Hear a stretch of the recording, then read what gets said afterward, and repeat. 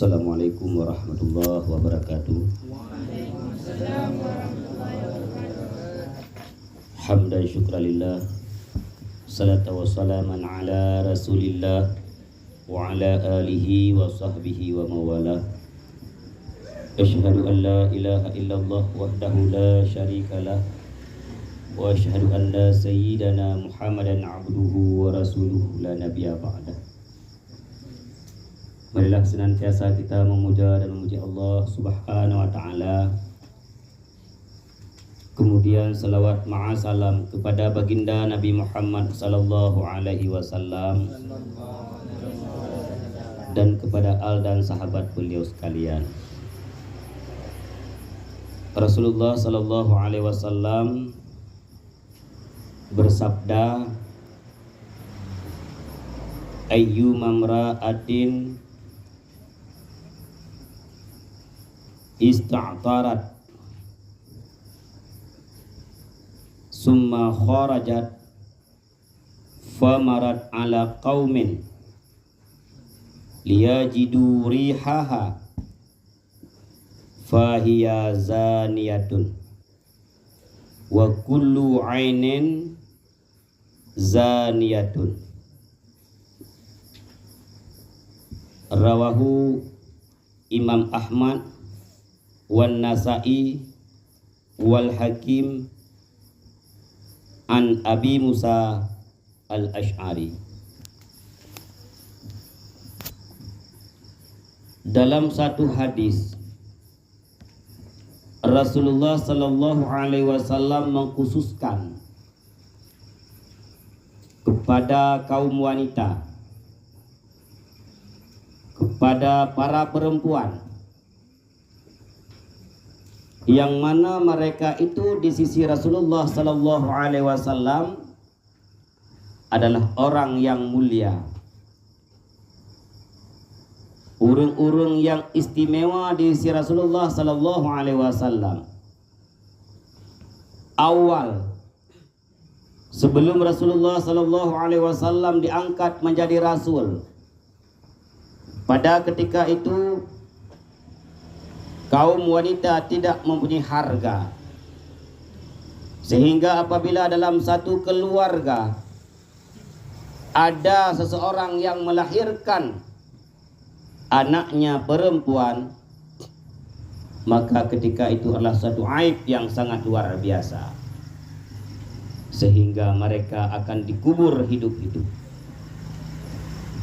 Nyamban aibnya sidro urine ketika pada masa jahiliyah,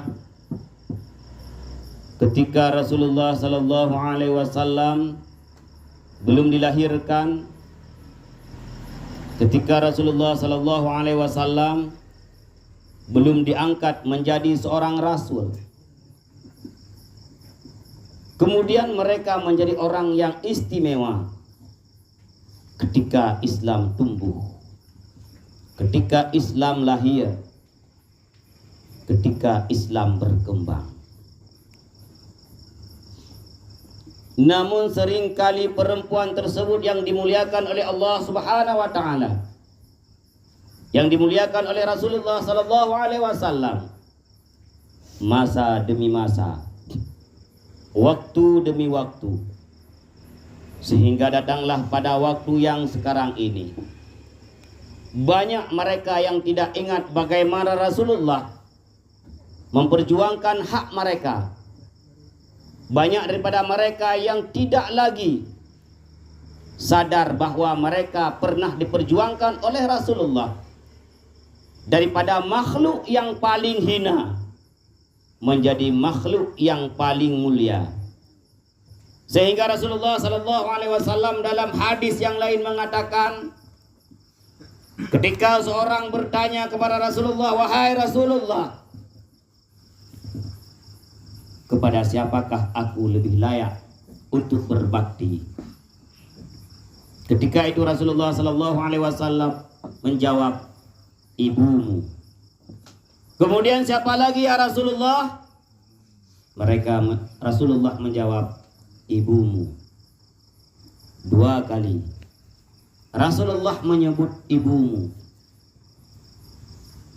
Ini menggambarkan yang bahwa para wanita, urang-urang inang adalah orang yang sangat mulia di sisi Allah Subhanahu wa taala dan sangat mulia di sisi Rasulullah sallallahu alaihi wasallam. Tapi tak kalian masa sekarang ini bermacam aneka ragam perempuan-perempuan yang kita lihat, baik mereka berada pada alam yang nyata yang dapat kita lihat dengan mata kepala sendiri, ataupun kita lihat lewat media-media. Dalam suatu hadis, Rasulullah sallallahu alaihi wasallam bersabda, "Ayyuma imra'atin ista'tarat." Siapapun perempuan yang mereka memakai aroma bau-bauan, memakai parfum, pakai minyak mangat bay, minyak prek, minyak kedai yang raja, kemudian kedai yang prek tiga bajaro, prek bataku, prek lah bantah bawah badan dengan minyak prek tersebut sehingga kamu prek semua kharajat. Kemudian dia keluar daripada rumahnya. Le dipakai menyepren, dipren rata lungki. Kemudian dia keluar daripada rumahnya. Famarat ala qaumin liyajidu rihaha. Kemudian dia berlalu di hadapan sekelompok manusia-manusia yang ajnabi. Berlalu di ke kelompok orang agam, liyajidu rihaha. Kemudian urang-urang yang dia lalui tersebut mencium aroma minyak prek yang dipakai oleh perempuan tersebut. Dengar daduk kadang-kadang di balai yang cukup manyangnya, fring bala Honda ke dia, be dengan likut yang didahsyat be. So lewat khairah. Aurung dah rade. Urang rade deman. So lewat syifa. Urung dah rade. Artinya apa? Perempuan-perempuan yang memakai minyak prek, kemudian dia berlalu dan dicium. Liyajidu rihaha. Bayai cium, oh my daraja mengatak bayar. Kun wanul. Dua hari. Iya. Isu Ramadan, betul. Mekram bayar. Yang pasti ada hilaga. Ya.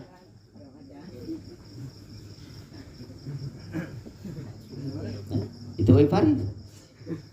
Yang pasti menyempret yang ibu belah buat TikTok je. Ya.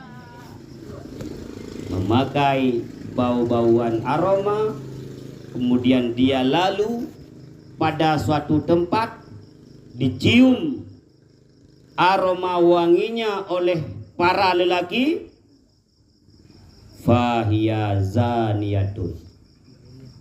Maka perempuan tersebut telah mendapatkan dosa seumpama ia berzina. Putra merempak, kita bumpeng kadang-kadang truk 2 bulan, kita bumpeng kadang-kadang truk situn pakan, belum menyepretnya galak datat lu tabi-tabi naik promosi. Le di prent dijak bajalan betul dia terprent dosa seperti dosa ia berzina. Fahuwa zaniyatun. Ya. Hasil dosa sama lagi dia berzina. Setiap hidung yang mencium aroma wangi yang dihasilkan daripada tubuh si fulanah tersebut. 60 runcum, 60 kali ia mendapat dosa seperti berzina. Ibadah dia lalu kia je dak ujung je dia. Ibalah dia gede ujung je gede. ribuan orang telah ia lalui. Ribuan orang jod boh hidung icung baya-baya tinangnya. Mambere. Bereh menurut rawai tinangnya. Padahal fahiya zaniyatun. Dia telah mendapatkan fahat dosa seperti ia berzina. Na'udzubillah. Wa kullu ainin, Rasulullah melanjutkan, wa kullu ainin zaniyatun. Kemudian setiap mata yang memandang kepada perempuan tersebut juga dia mendapat dosa seperti berzina. Berapa ruginya? Tablo dengan harga yang cukup datat mahal. Tak pakai, kemudian tertubit keluar rumah. Rupanya bukan rahmat dan ridha Allah yang kita dapatkan, tetapi dosa seperti berzina. Na'udzubillah. Sama seperti kupu-kupu malam, sama seperti ayam-ayam kampus,